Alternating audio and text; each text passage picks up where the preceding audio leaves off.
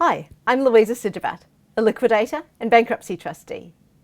So today's question is, can I put my company into liquidation if I think it's solvent today, but I think it might not be solvent in the near future? So the answer to this question is generally yes.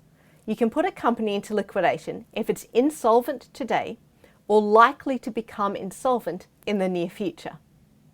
Now, what might be happening is there might be deferred rent that's coming due. There might be a payment plan that may have been in existence which is now going to be for some reason voided and all of the debt is going to come due and payable.